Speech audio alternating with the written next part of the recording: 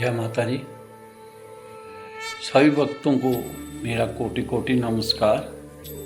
आज एक प्रसंग माता रानी और माता रानी के भक्त के बीच का आपको सुनाने जा रहा हूँ। आप ध्यान से सुने, अच्छा लगेगा। एक समय की बात है, माता रानी के एक भक्त हुए श्रीधर। वो हर समय माता रानी की भक्ति में लीन रहते थे। माता रानी की भक्ति में दोनों पति पत्नी इस तरह मगन होते थे कि दुनियादारी उनके समक्ष कुछ नहीं थी। सब कुछ था तो वो माता रानी की भक्ति। माता रानी भी प्रसन्न थी। माता रानी प्रसन्न होकर सपन में उनको आदेश दिया, हे भक्त, मैं तुम पे बहुत खुश हूँ, आप मेरे नाम का एक भंडारा करें फलाने दिन। उन्हें माता रानी का आदेश माना। उन्हें माता रानी के भंडारे की तैयारी शुरू कर दी। पूरे गांव को न्योता दिया। न्योता देने के बाद वो दिन आ गया जब माता रानी का भंडारा था। सबसे पहले सुबह हाथ जोड़कर श्रीधर और उसकी पत्नी माता रानी से विनती करने लगे, हे माता रानी, आज अपने भक्त की लाज रखना। दिव्य कन्या के रूप में माता रानी आई, पूरे भंडारे का इंतजाम किया। श्रीधर का घर जिस स्थान पे रहते थे वो एक छोटा सा स्थान था। भक्त आते गए, बैठते गए, आते गए, बैठते गए। तो इतने वक्त आए माता रानी के भंडारे में। इतने में भैरव जी भी माता रानी के उस भंडारे में आए, बैठ गए। उन्हें जब देखा, एक माता रानी के छोटा सा भक्त इतना भंडारा तो नहीं कर सकता है, ये कैसे हुआ? वो अचंभे में पड़ गया। तब उसने सोचा ये कोई दिव्य शक्ति है जो इसका संचालन कर रही है। तो उन्होंने देखा एक छोटी सी 12 साल की कन्या भंडारे में भक्तों को खाना खिला रही है।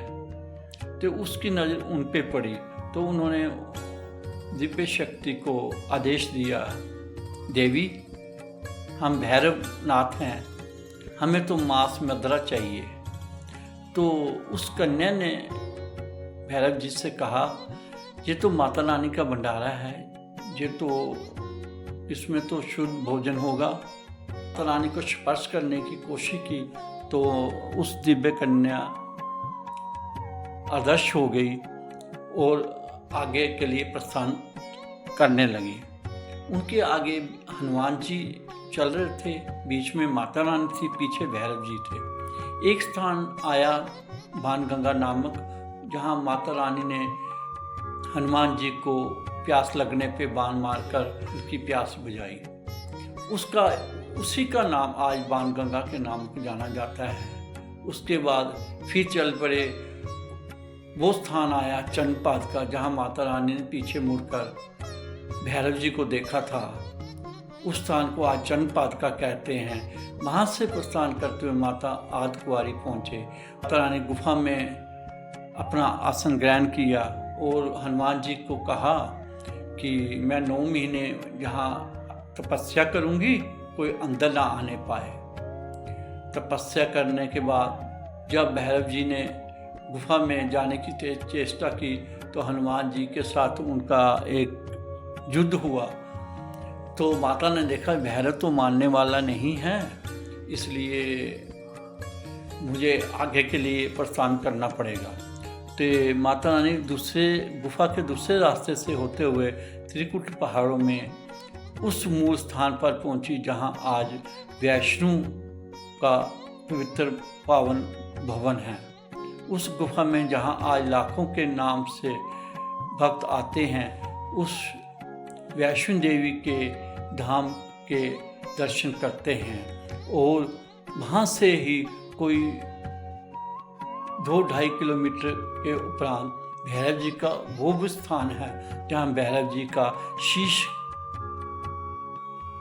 के दर्शन होते हैं।